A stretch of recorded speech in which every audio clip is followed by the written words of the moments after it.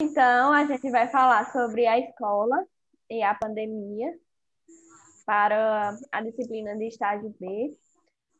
O trio é formado por mim, Sandy, Érica e Maria Helena. E vamos fazer aqui nossa discussão. Sabemos que foi um período, e está sendo um período muito difícil, e creio eu que a educação foi uma das mais afetadas, né? Por exemplo, na Paraíba, as aulas foram suspensas desde o dia 18 de março. E no Pernambuco também, não foi? Isso, dia 18 de março. Dia 18 de março foi no Pernambuco e na Paraíba foi um pouco antes, foi no dia 13 de março. Só que aí eles anteciparam as férias, tanto Paraíba como Pernambuco, né? Quando passaram uns 15 dias mais ou menos, anteciparam as férias nos dois estados. E aí ficou aquela incerteza, aquele medo, aquele todo mundo em pânico, todo mundo isolado, a educação parada e o medo constante. Mas quando, pelo menos aqui na Paraíba, né? Quando viram que realmente não iriam voltar, já no dia 15 de abril eles fizeram uma resolução, né? Que dizia já que para fazer aulas remotas como complementação para o ensino.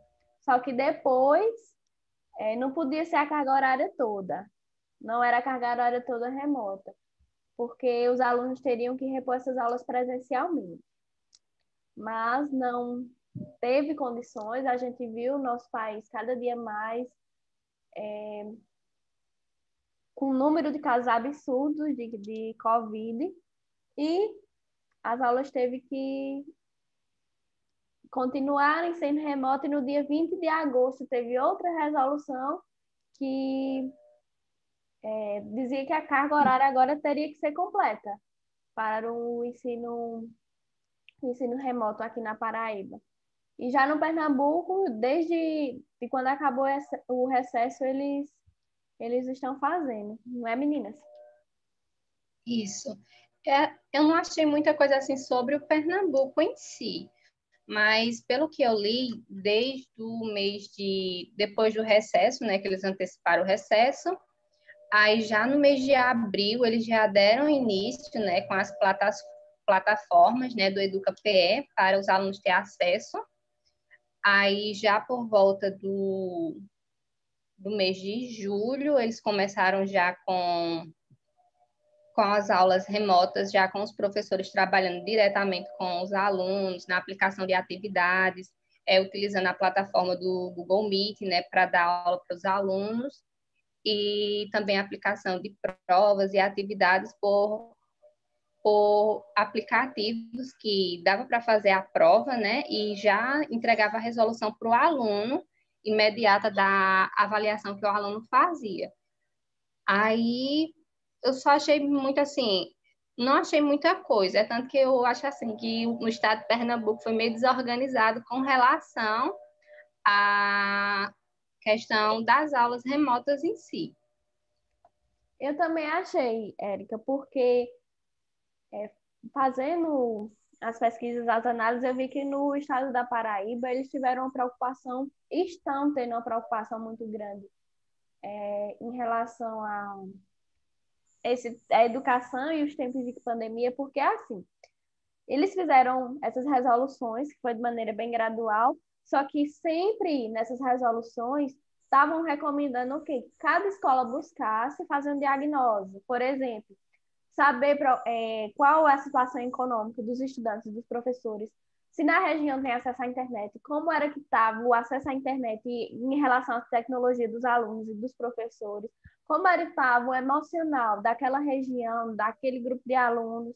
E no Pernambuco eu não encontrei, pode ser que tenha, só que eu não encontrei nada que fale sobre essa preocupação de saber. Não só assim no estado todo, mas foi recomendado na Paraíba que cada escola tem que fazer um diagnóstico em relação a isso.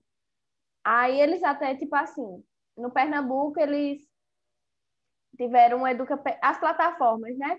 O Educa Pernambuco, que em algumas TV era passado também as aulas.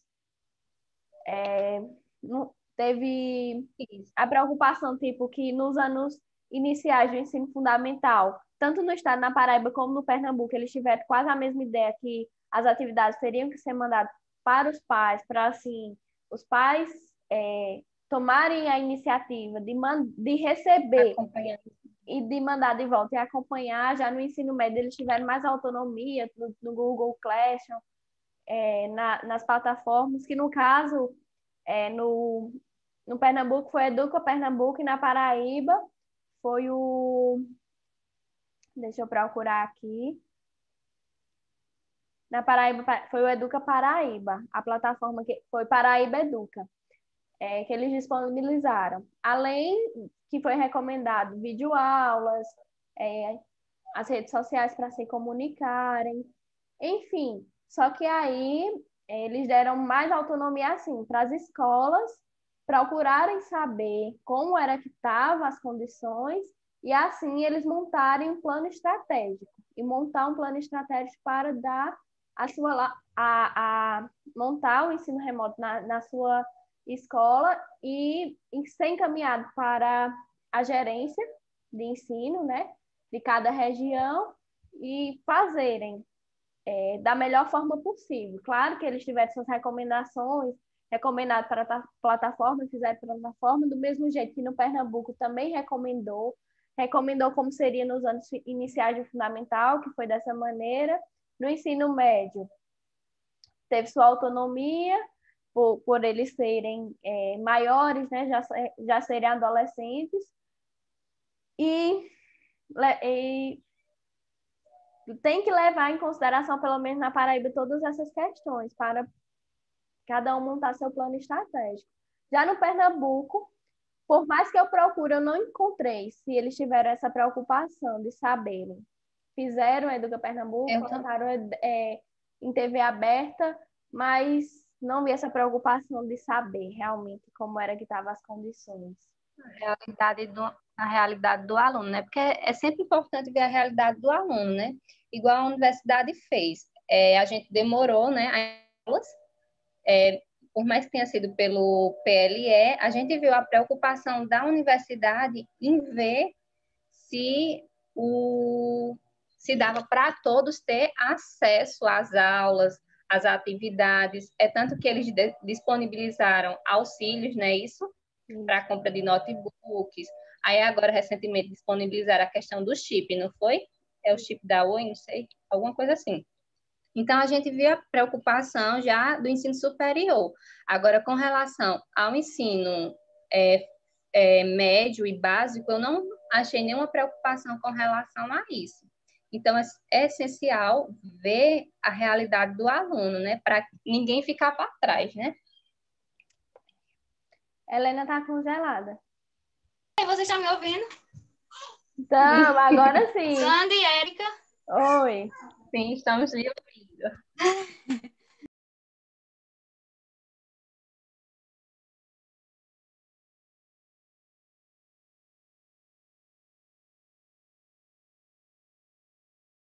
Estou dizendo, é porque essa pandemia veio assim, de uma vez. Ninguém estava esperando, ninguém estava preparado.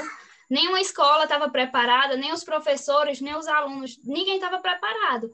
Aí foi tudo assim, todo mundo teve que se adaptar e aprender praticando. Aí, igual você estava falando, que na Paraíba, o Estado deu certa autonomia para as escolas para montar seu plano estratégico. E, igual na escola que eu vou estagiar, que é aqui na Paraíba, a escola montou o plano estratégico e eles, de certa forma, eles têm uma preocupação com relação aos alunos que têm acesso e os que não têm acesso à internet, essas coisas. Porque uma parte das atividades que são feitas na escola, a escola prepara as atividades e os pais dos alunos ou os alunos mesmo vão buscar na escola tentam fazer em casa, os que têm acesso à internet, a maioria tem. Conversa sempre com a professora por WhatsApp, ou por... Geralmente é por WhatsApp, igual a professora falou, que é o que todo mundo tem. Reuniões por Google Meet nem sempre acontece porque nem todo mundo tem acesso, mas eles tentam organizar de uma forma que seja inclusiva. Os que não têm acesso à internet fazem as atividades, mandam para a escola, a professora... eles não devolvem as atividades, mas a professora tenta entrar em contato com eles para esclarecer algumas dúvidas e algumas coisas assim. Foi isso que eu... Sandy, Érica. E a gente escutou. Quem está escutando? Tá escutando. Eu tô falando, sabe o que eu tava lembrando, né? Lembrei que a maioria dos professores ficaram preocupados em mandar atividades. Mandar atividades e receber essas atividades. Tanto nos dois estados, Paraíba e Pernambuco, preocupação. E eu fiquei pensando como é que os alunos ficaram já desesperados, né? Vivendo um tempo de pandemia, só atividade. A gente não sabe como foi esse tipo de atividade, se foi aquelas atividades de definida e decoreba, ou foi uma atividade... Não sei. Fiquei agora pensando sobre isso. Eles não tiveram, tipo, também... Não tem nem... Não sei se tem como fazer um momento, uma atividade diferenciada, ou uma questão, um problema que envolva mais o cotidiano dos alunos. Não sei como foi. Eu creio mais que deve ter sido assim, essas atividades normais mesmo que a escola costuma passar, né? Você faz lá, e eu creio que geralmente os alunos fazem de todo jeito, né? Porque você não está tendo aula, você não está tendo o professor diretamente lhe auxiliando, né? Aí você acaba fazendo de todo jeito, se estiver errada, vai errada, se estiver certa, vai certa. E não tem aquele contato direto com o professor, né? Aí manda para o professor vai interessando e pronto, com os alunos. Eu acho que... O que tem também nos dois estados foi em relação à formação continuada. Porque eu escutei, vários professores não aguentavam tanta live, tanta formação, já estavam cansados de tanta live, tanta formação que não estava servindo muito. Nos dois estados tiveram. Tanto porque, como a Helena disse, ninguém estava esperando, todo mundo teve que se preparar. Todo mundo não teve tempo de se preparar, né? Foi uma coisa assim, teve que aprender. Foi igual a gente. A gente não fazia utilização, por exemplo, do Google Meet, do Zoom. A gente teve que aprender tudo assim, né? Na hora, porque a gente tinha que utilizar. Imagine para os professores, né? Meu supervisor mesmo, do ESO, ele disse que ele pede ajuda à filha dele e ao genro dele.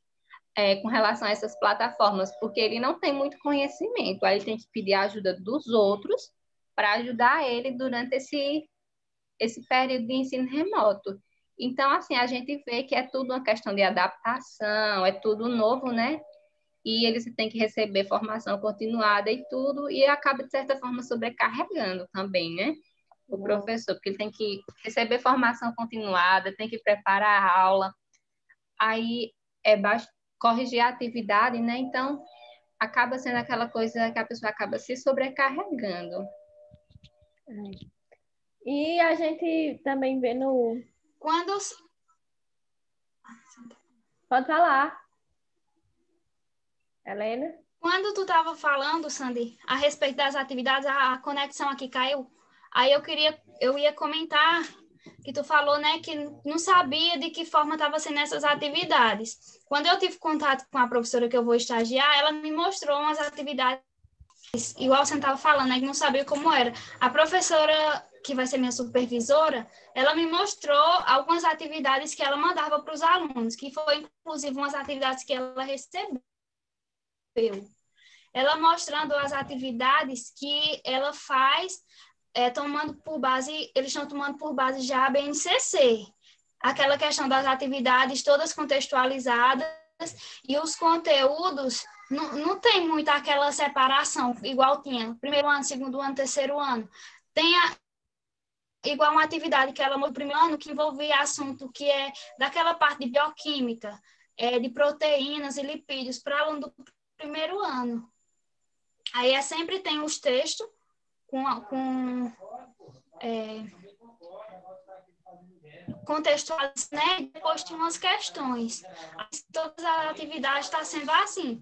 Só que aí ela recebe as atividades, corrige, tenta entrar em contato com os alunos para explicar alguma coisa que eles não fizeram.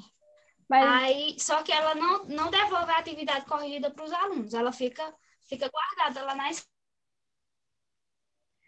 Foi bom até que tu citar essa parte do currículo, porque o Pernambuco... Foi bom, Helena, tu citar esse negócio do currículo, porque o Estado de Pernambuco, né, fez as expectativas de aprendizagens prioritárias e complementares de Química.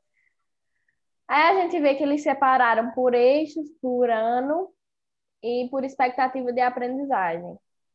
E, foi uns objetivos que reconhecer as rochas, minerais, areia, água, ar como materiais abundantes no planeta e alguns ciclos. Conteúdo, matéria e suas propriedades.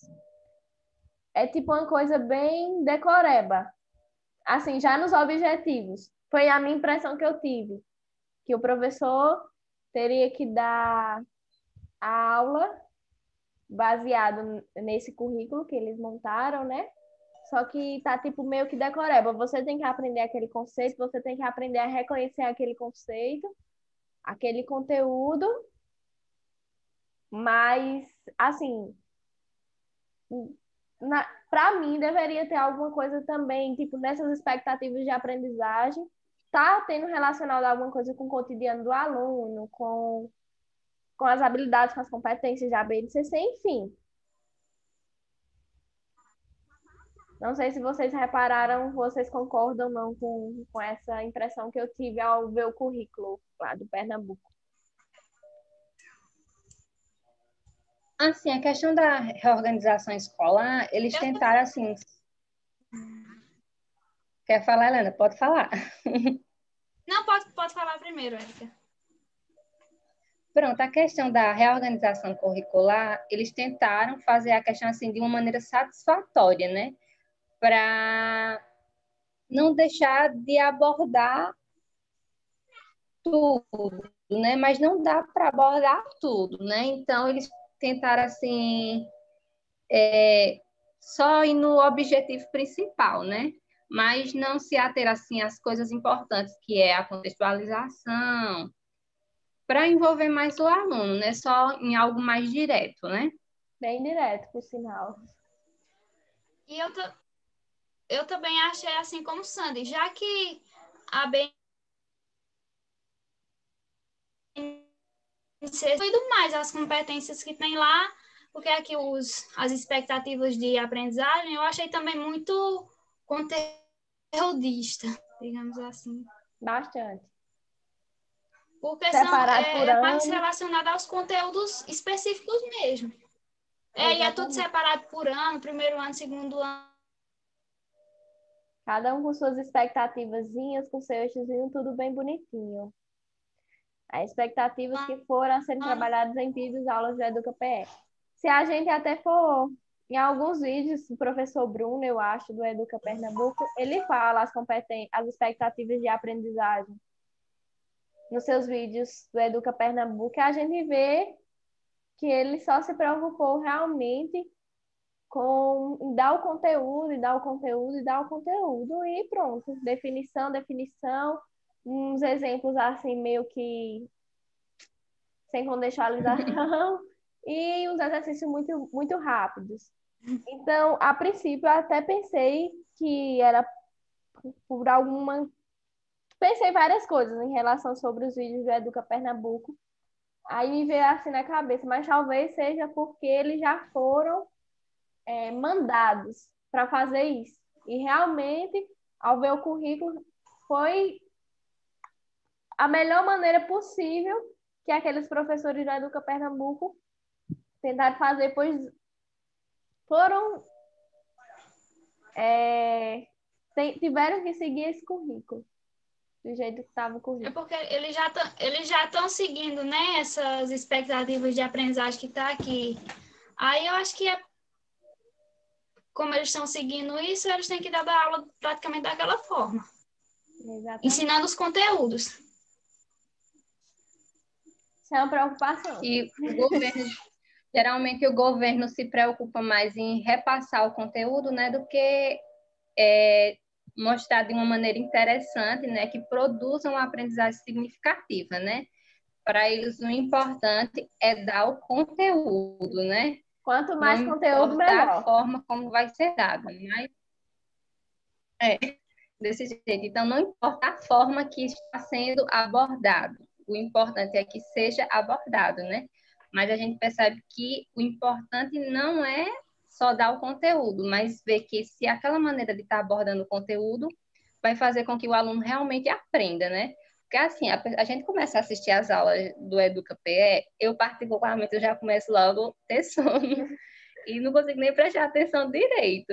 Aí eu disse, meu Deus, como é que eu vou preencher as fichas de observação do estágio? Porque eu não consigo basicamente prestar atenção nas aulas direito, mas a pessoa tem que assistir mais de uma vez para tentar preencher a ficha de observação. É bem Aí confuso. imagine, se a gente está agora assim no ensino superior assistindo essas aulas e a gente já acha assim um pouquinho difícil prestar atenção, imagine os alunos do ensino médio que tem que aprender e já achar química chata. Aí com aula dessa já vai achar mais chata ainda.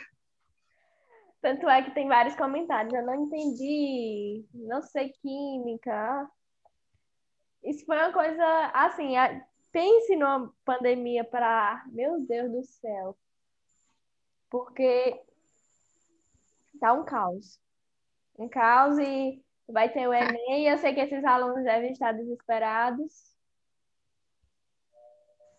E eles têm Porque que dar a aula conteúdo. de química presencial. Helena? A aula de química presencial. Vocês estão ouvindo? Sim. Eu digo, a aula de química presencial já não é tão fácil de tentar levar uma coisa assim diferente para tentar engajar os alunos, né? Imagina à distância, só por vídeo. Não tem, às vezes não dá para, não tem como interagir com os alunos. Aí, se o professor vai lá só falar conceito, aí é que não encaixa. Aí é Não dá. que não rola. Mas é o que o currículo está dizendo. Aí veio, pronto. Uhum. Aí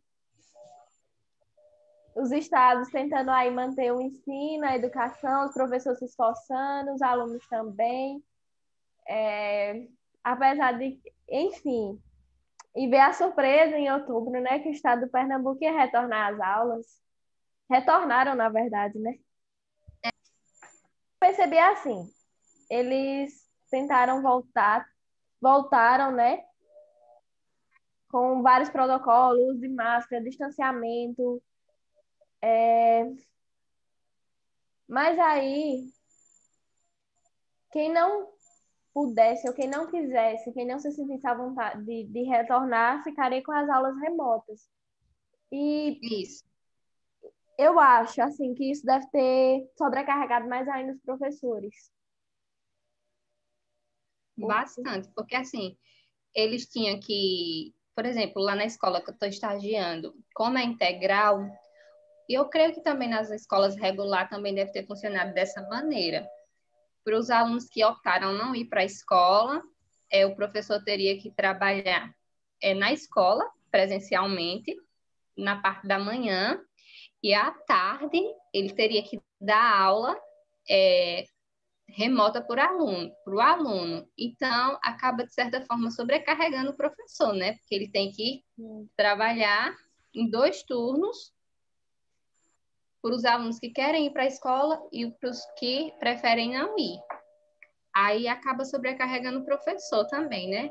E também, se todos quisessem voltar, não dava, né? Porque tem a questão de quantidade de alunos na sala, né? A Devido questão ao do distanciamento. distanciamento, que é 1,5 Aí, metro, né? Segundo o protocolo, a isso. distância de cada estudante, trabalhador. Então, o número de estudantes vai reduzir. A posição nos ambientes compartilhados, eles foram, tipo, marcados, né? Marcados no refeitório, marcados na biblioteca, laboratório, enfim. Teve toda essa marcação também, o uso de máscara, o uso do álcool em gel.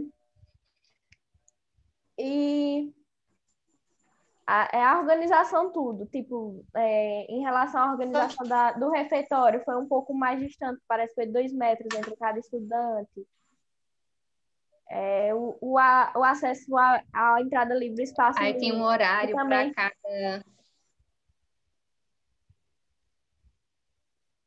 para cada nível de ensino, a né? questão do horário, assim, para cada turma ter acesso para a entrada na escola. Teve a questão do horário também, Mas é uma coisa, eu que vou não era o dizer, horário normal, né? Um horário diferenciado. eu tive a mesma Mesmo com todos esses protocolos, eu acho que foi precipitado essa volta às aulas do impressão, Pernambuco. muito. E minha Vocês estão gente, vendo? sim, e foi 15 dias em cada, a diferença tipo, de terceiro ano, segundo ano e primeiro ano. Não dá para nem saber qual foi o impacto desse retorno dessas aulas para esses estudantes, para esses professores com esse curto período de tempo. E não sei o que aconteceu com o estado de Pernambuco, não sei se foi pressão, mas eu achei, mesmo com os protocolos, está lá tudo muito, muito bonitinho. Muito bonitinho.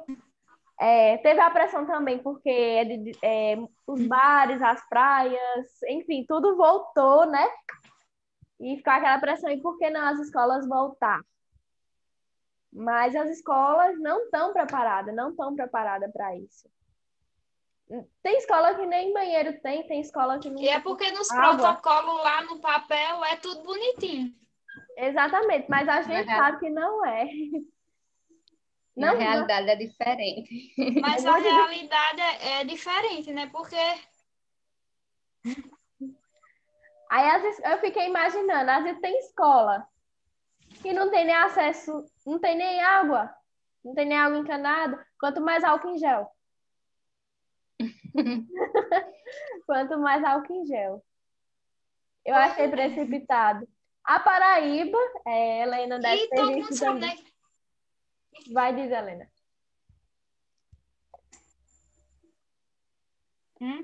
Helena, quer dizer o quê? E eu digo, além, mesmo com todos os protocolos, a gente sabe que é jovem, é adolescente.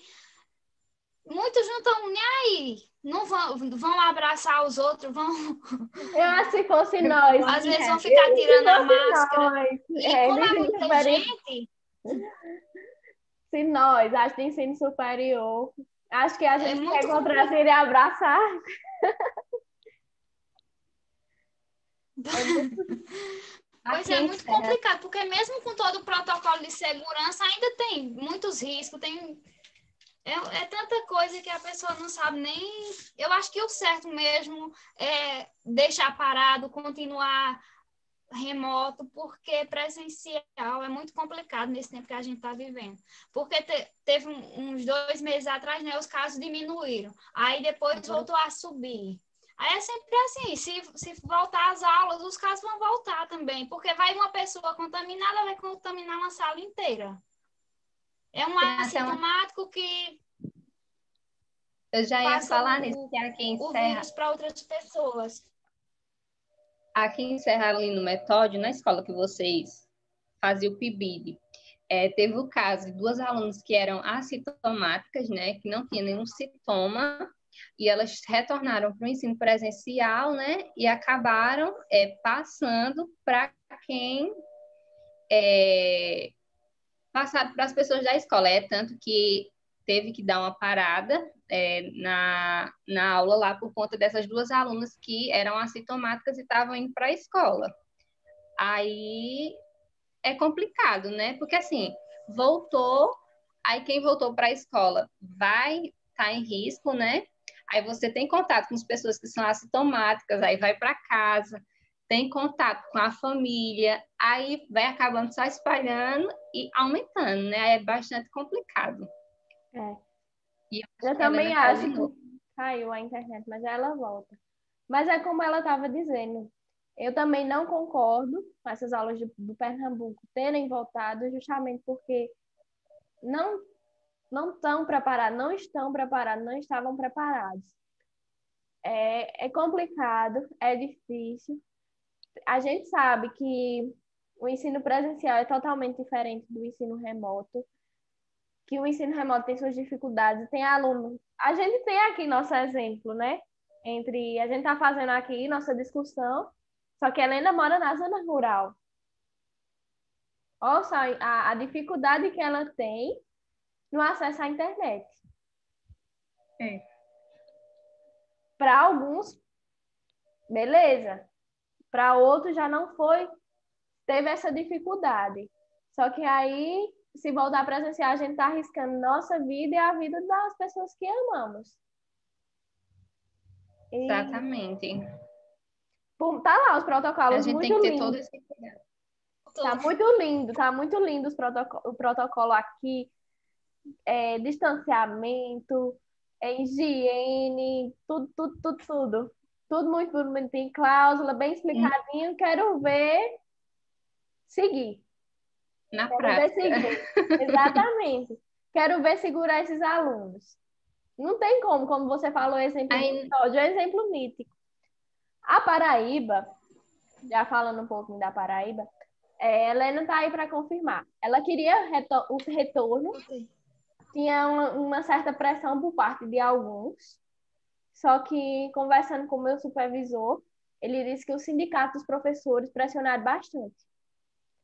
E não retornou, não foi nem porque o governo, o Estado, enfim, se preocupou de certa forma, foi mais o sindicato, que sempre lutando, e estão lutando. Tanto é que eles fizeram, tem as diretrizes quando retornou, questão de bar, questão de lanchonete, praia, enfim, estabelecimentos, comércio, eles também fizeram essa diretriz para o retorno das aulas presenciais. Aí fizeram até 4 guias, que é bem parecido com um protocolo do Pernambuco, só que eles dividiram em 4 guias. Aí tem, tipo, o primeiro guia, ele fala do planejamento só, ou seja, que as escolas têm que planejar esse retorno dessas aulas, fazendo diagnóstico, aquela coisa tal, que sempre tem, que eu falei que eles estão preocupados desde o início da pandemia. Aí já no guia 2, está dizendo que a utilização de máscara pelos estudantes, pelos professores, por todo mundo era obrigatório na escola. O guia 3, a organização pedagógica, que o Estado da Paraíba leva uma série de questões, tipo a possibilidade de utilizações presenciais e não presenciais, tipo o ensino híbrido, entendeu? Então, seria como se fosse que tentar ir no estado do Pernambuco. Quem quiser ir para aula presencial vai, quem não quiser tem as aulas remotas. Ponto.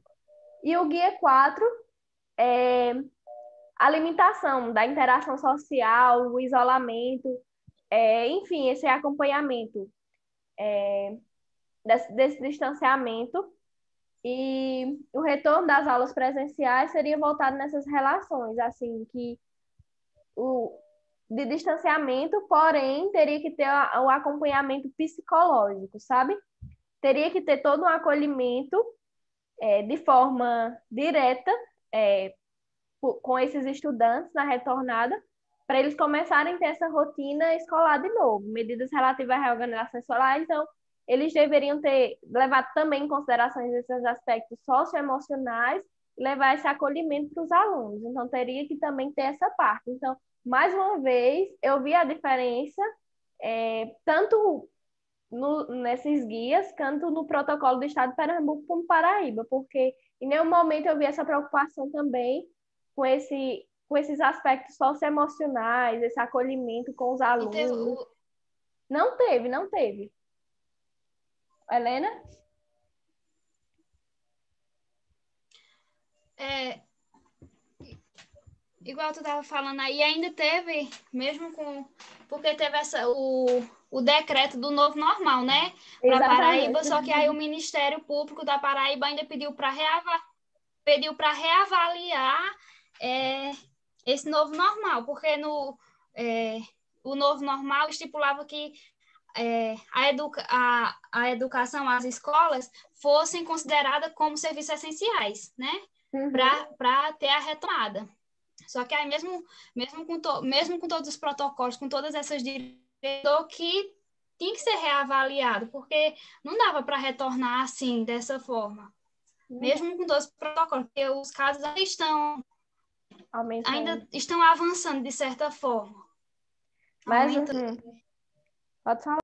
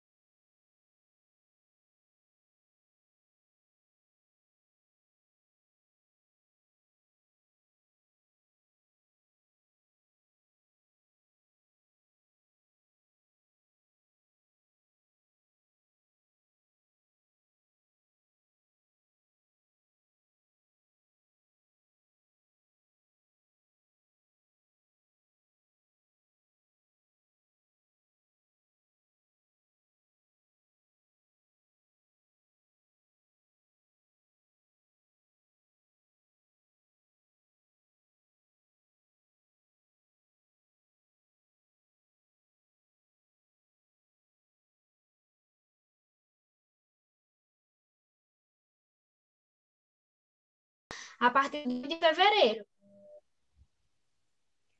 Só que é como Vocês estão vendo?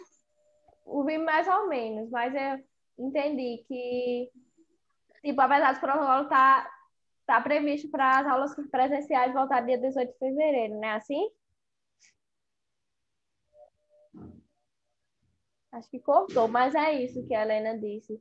Porque, assim, teve todos esses guias, aí, tipo, o pessoal do sindicato dos professores sempre colocaram mesmo, lutaram mesmo para as aulas presenciais não voltarem até não voltar. Aí, o que que eu vi numa resolução em novembro, eu não sei se a Helena chegou a ver, mas eu acho que você está me escutando, Helena? Tu viu a resolução de novembro, que dizia que cada escola tinha 60 dias para mandar um plano estratégico para a gerência de ensino. Aí eu acho que eles tinham o mês de dezembro e tem o mês de janeiro para mandar esse plano estratégico de ensino, para eles poderem ver como é que vai ser, como é que está a questão socioeconômica de cada escola, né? Mas uma coisa também que eu achei, eu não sei se vocês chegaram. Para cada. Helena?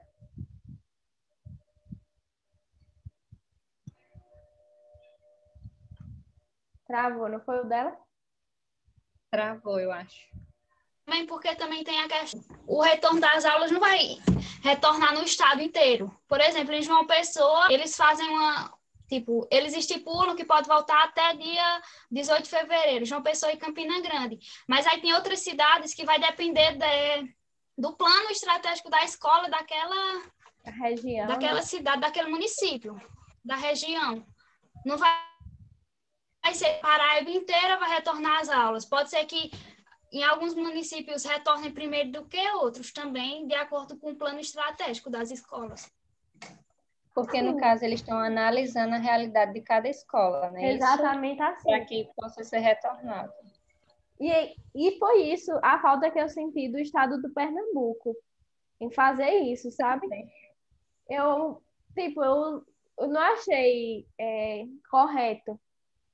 Não sou nenhum especialista, só que, na minha visão, não foi. E analisando com o estado da Paraíba, não é uma coisa um estado que se diga, nossa, tão de parabéns. Porém, nessa parte, eu acho que eles foram muito humanos em levar em consideração essas questões para poder retornar às aulas, apesar de que teve uma contribuição dos professores em não querer aceitar essas aulas presenciais, né? Mas eu sei que esse retorno... E você, Érica? Oi. Concorda ou não com o retorno das aulas presenciais, assim? Assim, analisando por esse lado a questão do retorno das aulas em meio a essa situação é complicado. Então, acho assim que o estado da Paraíba, eles pensaram bastante com relação a isso, né? Tanto a preocupação com o aluno, né? Porque se preocuparam na questão do contágio, né? Não só isso, mas também pensaram na situação do aluno, né? Se no contexto que o aluno é inserido, né? Se o aluno ele realmente podia ou não voltar. Então, acho que eles se preocuparam de fato com o aluno. Eu acho que no estado de Pernambuco, acho que eles foram um pouquinho precipitados com relação a retornar às aulas. Então, eu acho que, até quando eu soube que estava funcionando, eu até achei estranho, porque eu não sou muito de acompanhar notícia, nem assistir jornal. Aí, quando eu estava indo para o trabalho, eu estava vendo o povo vestido de farda, indo para a escola e tudo. Aí eu até achei estranho. Eu disse, gente, voltou, mesmo assim, a gente na época de pandemia e tudo. Então, assim, eu acho um pouquinho complicado essa questão do retorno das aulas. Então, quando você vê uma questão de algum aluno que é assintomático e vai para a escola e passa para os colegas, é complicado. Então, assim, eu não sou muito de acordo com relação ao retorno, né? Mas retornou, a gente não pode fazer nada, né? Agora estão no período de férias, mas eu lhe digo, acho que os professores estão sobrecarregados demais. Na Paraíba eles já estão devido a várias reuniões online, aula online, atividade para corrigir. Imagina os professores do Pernambuco. Não sei se eles estão tendo esse acompanhamento psicológico, que nem está no guia 4 da Paraíba, que eles têm que ter esse acolhimento, como eles chamam, esse acolhimento psicológico, emocional, tanto nos professores como nos alunos. Tem que ter, não sei se está tendo, que eu não vi em nenhum lugar, que eu vi foi esse protocolo, que não, para mim não fala, para mim só a questão do álcool em gel, distanciamento, mas nada na questão do ser humano, como era que estava a cabeça do ser humano, como é que está a mente do professor, do aluno, enfim. Negócio medindo temperatura, que estão medindo agora no pulso em vez na testa, né? As É. escolas estão sendo assim também, viu? Eu fui na escola fazer a entrevista com a diretora, aí assim que eu cheguei lá na porta, tinha a pia, né, para lavar as mãos e tudo, aí tinha o tapete, né, que você tem que pisar no tapete, eu não sei nem o que que tinha naquele tapete, só sei que ela mandou pisar em um tapete, depois mandou pisar no tapete, aí eu disse, ah, bom, eu vou fazer. E depois aí ela tirou a minha temperatura, né, e depois eu tive que ir para um negócio lá que passa álcool gel, né? Aí eu disse, pronto, tô fazendo. E pronto. Aí fiz a entrevista com a diretora, só que tem aquela questão, né, de usar máscara e tudo. Aí eles estão seguindo o que está lá. Não sei se está funcionando corretamente em todos Ainda é os bom que a sentidos. escola que você está, que tu tá fazendo estágio, Eric, é a escola de referência, mas eu conheço escola da zona rural de Pernambuco, porque aqui, tipo, tem a cidade muito vizinha, Tavares com a cidade. E não tem nem água, não tem água encanada. E minha tia trabalha nessa escola e ela pegou Covid. Eu falei para Érica Eita, ontem, não foi, Érica? Que a gente tá tudo foi. aqui com medo de ter Covid. Meus familiares teve febre, eu não tive. Tô só gripada, mas pai teve febre, mas porque ela pegou a Covid na escola. Disse ela tem certeza porque tem uma funcionária lá que tava e os outros funcionários pegaram. Mas justamente porque No ela disse que lá não tem água. Lá não tem água. Lá é na caixa d'água em uma cisterna. Então, ela disse que é bastante difícil você manter o distanciamento, você manter a higienização, porque ela disse não tem nem água, quanto mais álcool em gel. E isso é a realidade. Por isso que eu não tem, minha gente. no caso, tua tia é professora, Sandy. Não, ela é funcionária, ela trabalha na parte da limpeza. Ah, entendi. Só que aí Aí a é aqui no outra, estado de Pernambuco. no estado de Pernambuco, perto daqui. Por isso que eu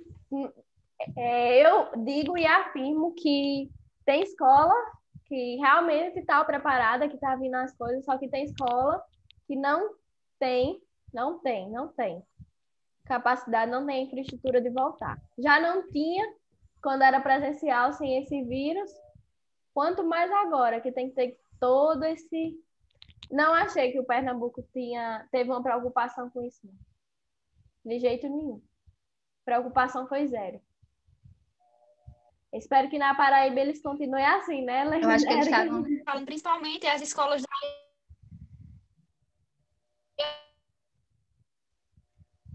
Acho que ela ia dizer principalmente nas escolas da zona rural. Porque né, dessa escola de referência. Já na zona rural, ela trabalhando na escola da zona rural. Que ela é a única escola que comporta assim, tem muito sítio, né?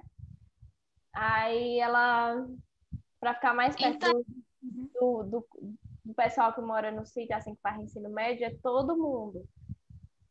Então, a escola, de certa forma, ela é uma escola grande, tem muitos alunos estudando lá, muito mesmo.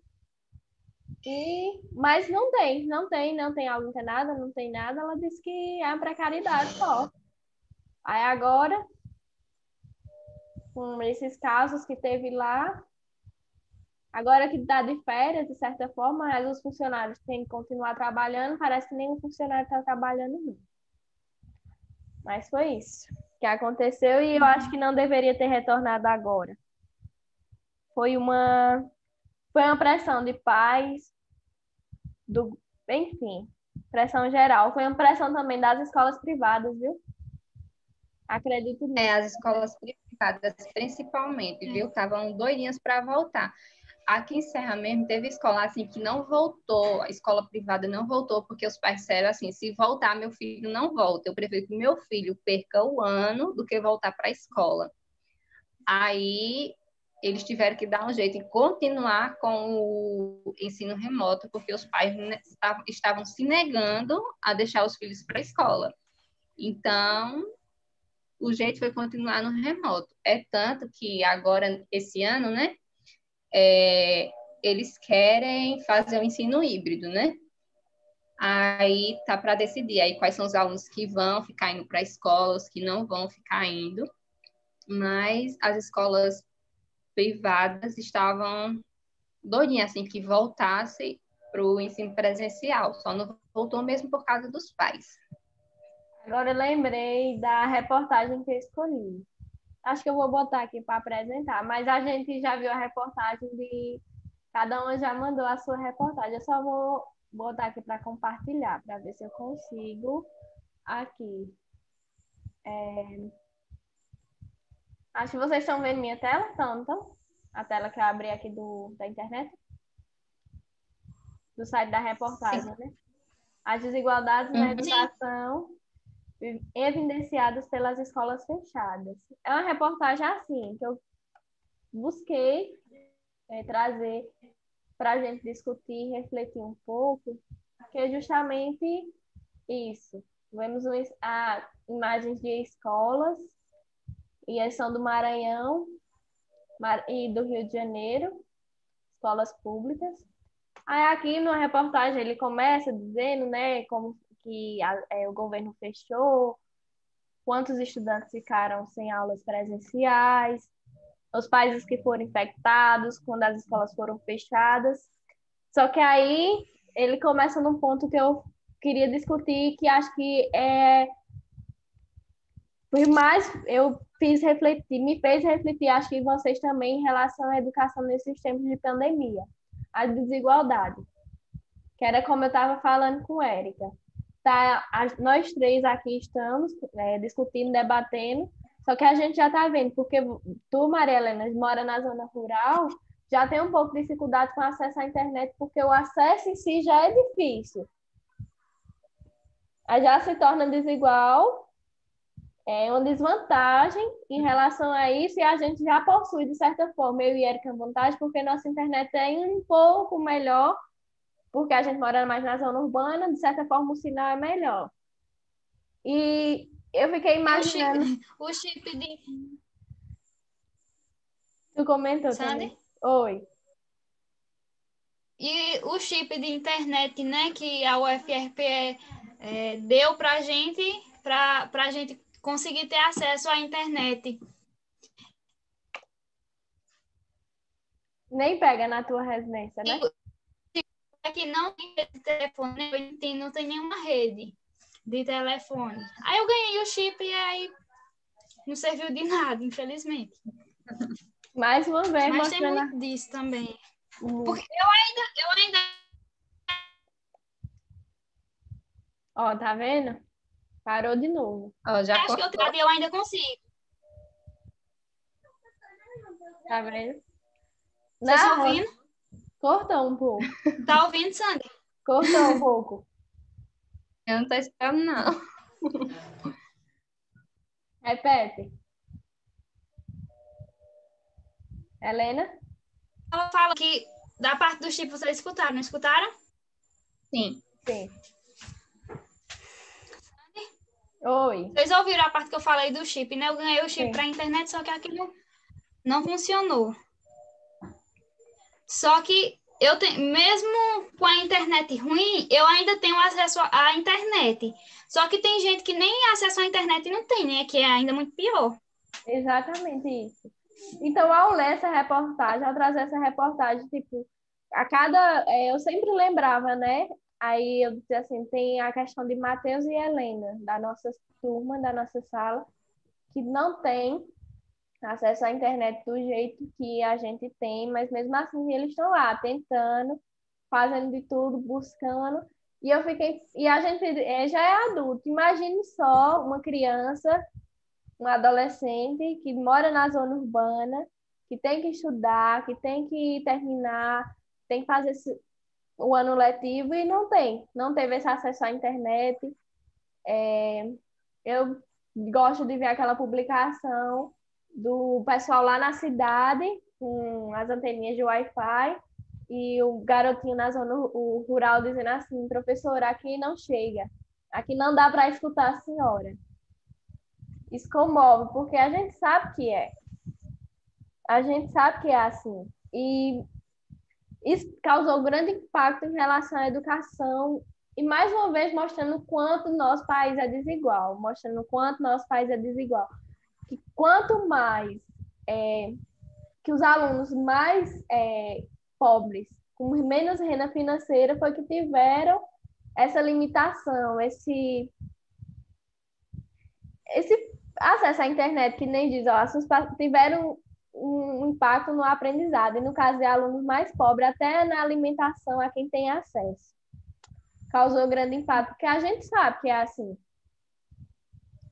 Tem aquela questão também que muitos alunos, principalmente escola pública, e eu até achei relacionado com aquele documentário que a gente assistiu, que a professora Flávia enviou, que muitos alunos vão para a escola, às vezes por causa da refeição, que chegava na escola sem refeições, né? E o diretor perguntou, né, se eles já tinham tomado café da manhã. E a diretora pega, né, e leva. Eles dizem que não tinham tomado café da manhã e levam eles para tomar café da manhã, né? Então, até a questão da alimentação foi afetada, né? Então, a gente vê essa questão assim bem nítido na questão dessa reportagem sua. Teve a questão também que eles também tentaram, tipo, pegar a atenção dos pais em relação à entrega das atividades, a eles darem mais atenção, entregando as merendas, né, para cada aluno nas cestas básicas. Júnior, que nem acho que Júnior da nossa turma falou, que os alunos, ele ensina, né, ele disse que os alunos tiveram um pouco mais de atenção e os pais em fazerem as coisas depois da merenda, depois desse acesso à merenda. Aí aqui embaixo na reportagem mostra, né, as dificuldades das desigualdades. Aí outra coisa, mostrou que nessa reportagem fala assim, que as escolas privadas tiveram uma grande vantagem em relação às escolas públicas. Porque a gente sabe que quando um aluno estuda numa escola privada, é porque os pais têm uma certa condição de colocar os alunos nessa escola, de pagar uma mensalidade, de ter um ensino com uma estrutura mais adequada, melhor, com os professores que deem mais atenção, enfim. E justamente esse grupo de estudantes que estudam na escola privada, geralmente eles possuem um computador, possuem um tablet, um celular, internet boa.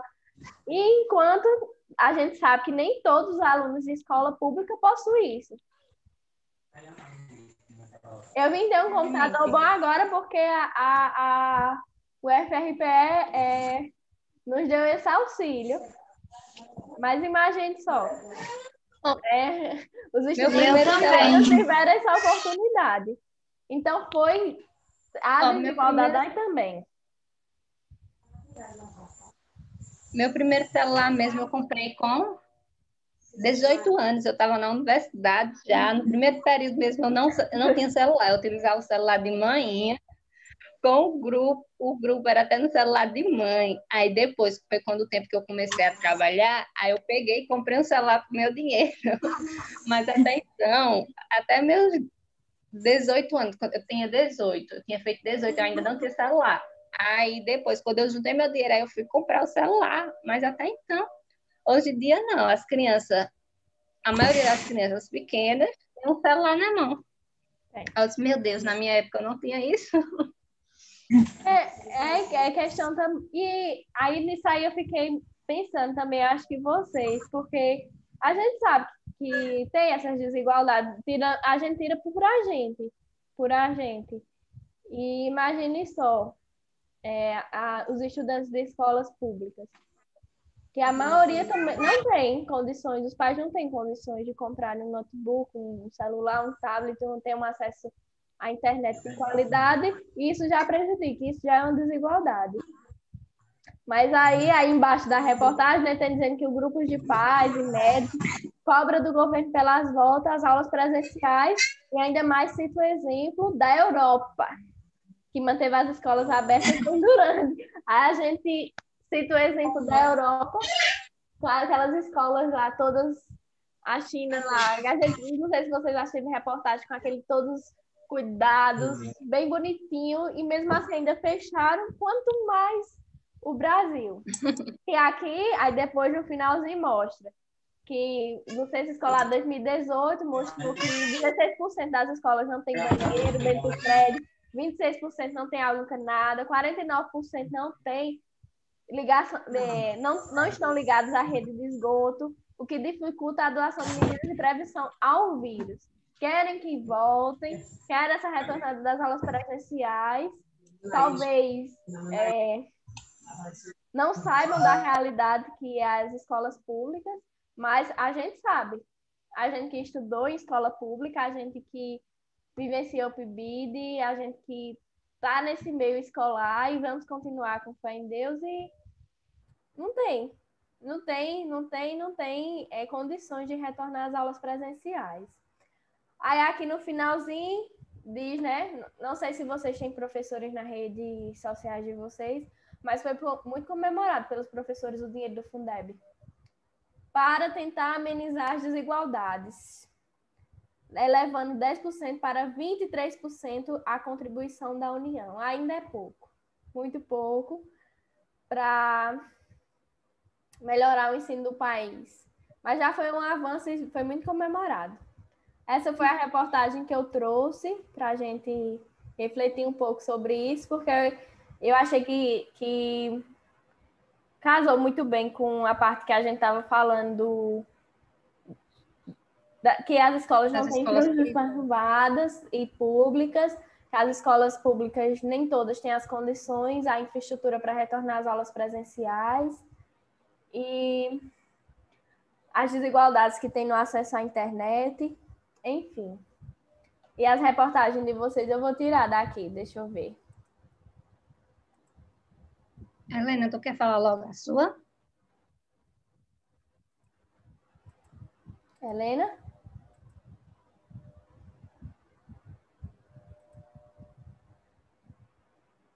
Helena?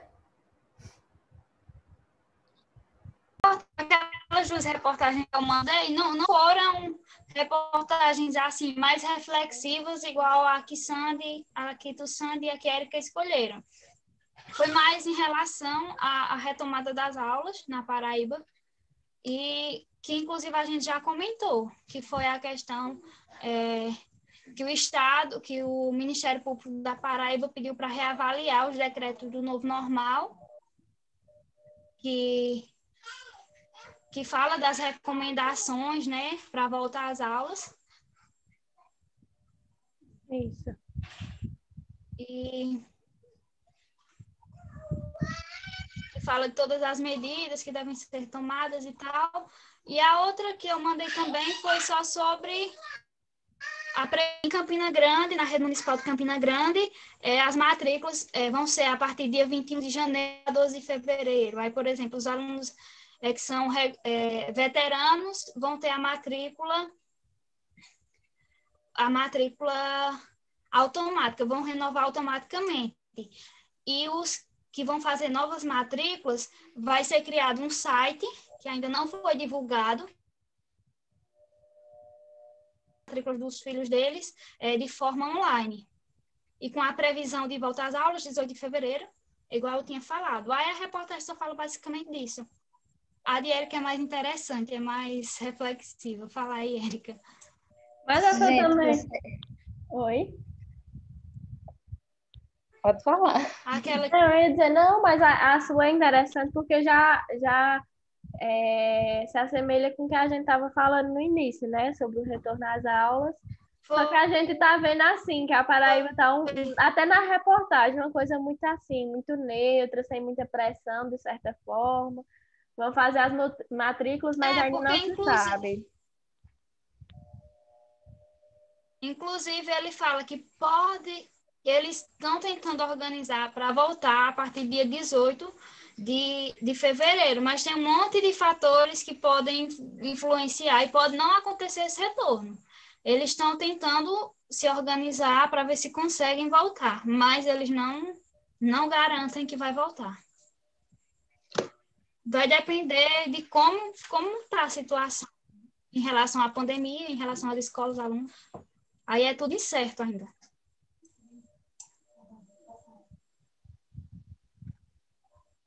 Érica? Oi, vai ser minha vez agora, né? Ó, já que vocês leram aí minha reportagem, né? Vocês me ajudam, porque eu não sou muito boa na fala, gente. Você arrasa. Mas, só que não, mas bora lá.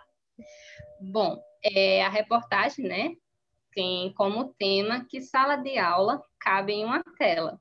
Eu achei bem interessante esse título, né, esse questionamento, aliás, né? E eu me lembrei do meu ensino médio, porque na reportagem fala, né, que a tecnologia ela se tornou o contato, né, entre o professor e o aluno. E isso me fez lembrar quando eu fazia ensino médio, lá no ano de 2013 a 2015, né?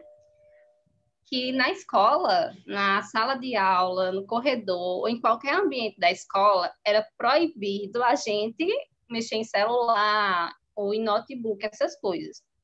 Se fosse, a gente fosse pego mexendo em celular ou em alguma coisa assim, era recolhido e só era entregue aos nossos responsáveis. E hoje, nesse ano, né, de 2020, né, e esse início de 2021, a gente está vendo como a tecnologia está se fazendo presente e importante para esse período, né, para não deixar o aluno distante do ensino. Mas o texto em si, ele foca principalmente na questão da importância do ensino presencial. Tanto que numa parte da entrevista, quando eles fazem esse questionamento a professores e diretores, que sala de aula cabe em uma tela, os professores respondem que é a sala que cabe é a possível, não a ideal. Isso me levou a pensar o que seria a aula ideal. Aí eu até escrevi aqui umas perguntinhas, eu vou ler para vocês. Aí eu escrevi, o que seria uma aula ideal? É aquela que o professor e o aluno estão em contato presencialmente? Então, deixa eu ver aqui. Então, em uma aula síncrona, não é possível estabelecer uma aula ideal? Assim, a gente na escola em si, no ambiente de sala de aula, às vezes a gente é bom estar em contato com o professor, com os colegas e tudo, mas às vezes a gente não tem uma aula ideal na sala de aula mesmo. Então, eu acho que cabe também ao professor tanto fazer uma aula ideal, tanto presencialmente como remotamente. Porque se um professor, ele já tem aquela, não posso dizer habilidade, né, mas já tem aquele esforço de transformar uma aula ideal presencialmente, eu acho que ele também terá o esforço de fazer uma aula síncrona também interessante, que chame a atenção do aluno. Certo que tem aquela questão da dificuldade, da questão de tem alunos que não têm acesso à internet de qualidade e tudo, mas eu acho que quando o professor e o aluno eles estão dispostos a trabalhar juntos, dá para fazer uma aula à distância, bacana, legal, onde vai levar o aluno a ter uma aprendizagem significativa. Sandra, tu quer falar alguma coisa? Não, só estou escutando. Tá arrasando. Eu fiquei agora pensando o que seria uma aula ideal. Eu lembro, eu acho que a gente teve esse questionamento quando a gente estava no estágio, na aula de estágio do ano passado, presencial com Flávia. Ela não deu essa pergunta, o que seria uma aula ideal? Que a gente respondeu com algumas palavras. Eu vou até procurar. Não foi? Foi, ela perguntou. Era para a gente anotar. Exatamente. Era para a gente anotar. O que eu não sei se era para entregar ela. O que seria uma aula ideal. Então, eu acho que o professor ele pode fazer uma aula ideal tanto presencialmente como remotamente. Porque, assim, a gente está no Google Meet, mas a gente tem a possibilidade de poder levantar a mão, né? Que agora tem aquela opção, né? De levantar a mão, né? Para falar. Então, eu acho que dá para o professor e o aluno ter esse contato, né? Então, se o professor ele prepara uma boa aula para que o aluno comente, para que o aluno fale, com certeza vai ter uma aprendizagem significativa. É tanto que eu me lembrei da reunião do grupo do IF, que eu participei, né? Que foi a única reunião que eu participei. E teve aquelas apresentações do trabalho. todos estavam participando. Então, se dá para participar remotamente, dá para participar presencialmente, né? Que se fosse presencialmente, melhor ainda. Mas como foi remotamente, também foi excelente aquela discussão que a gente teve naquela reunião. Então, eu acho que a gente não pode desvalorizar o ensino remoto, como também a gente tem que valorizar, né, o ensino remoto, que eu acho que dá para ter uma aprendizagem produtiva e significativa. Gente, Não, eu acho que a única dificuldade realmente, propriamente, do ensino remoto, assim, é questão do acesso à internet, do acesso a equipamentos, do acesso... Porque, que nem a gente falou, que nem eu trouxe na reportagem, as desigualdades. Mas que dá para ter uma aula, assim, bacana, uma aula legal, uma discussão legal. A gente tá aqui, tá com quase um ano que a gente não se vê presencialmente, mas a gente não parou de manter o contato, é diferente? É, mas a gente viu que é possível fazer trabalhos em grupos, é possível. Não é igual, né, o presencial, mas que é possível a gente fazer. A questão mais é só, né, entre aspas, as desigualdades que existem. Se não houvesse, mas acho que desde quando o mundo é mundo tem essas desigualdades. Mas uma estamos experiência lutando. bacana também que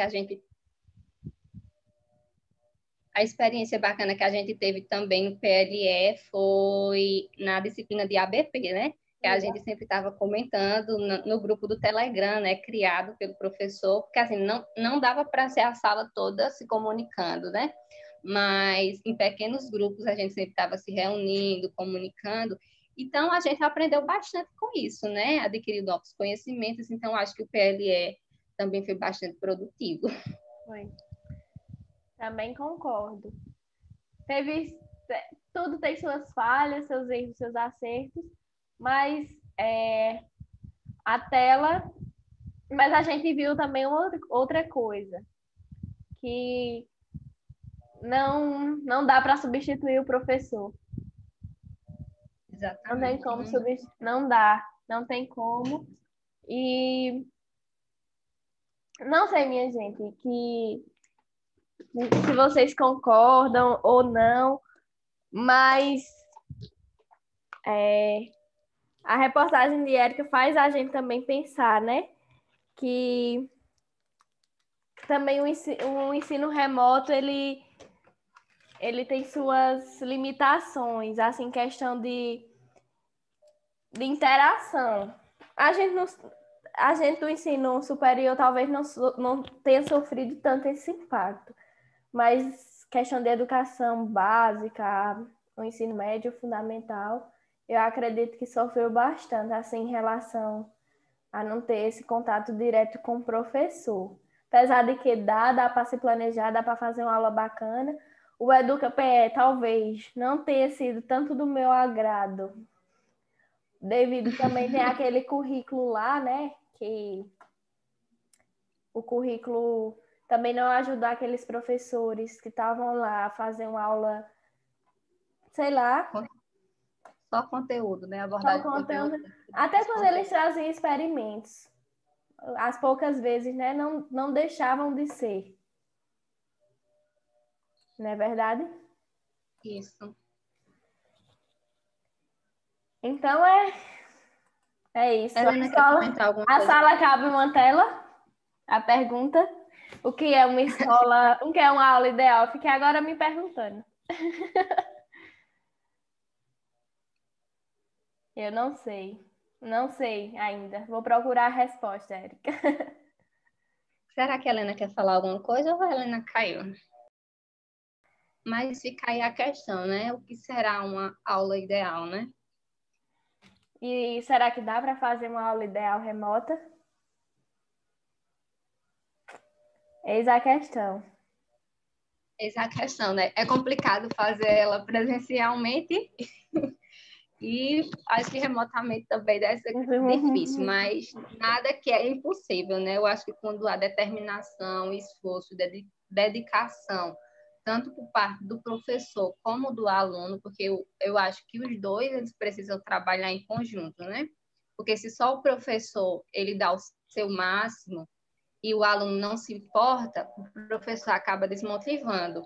Agora, quando o professor ele vê o interesse do aluno, ele tem o prazer e a vontade de sempre dar o seu melhor.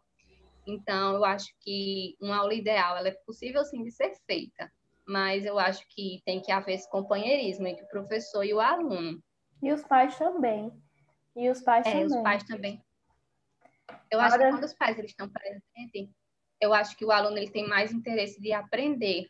Agora, quando os pais eles não estão presentes no processo educacional, eu acho que o aluno tanto faz como tanto fez.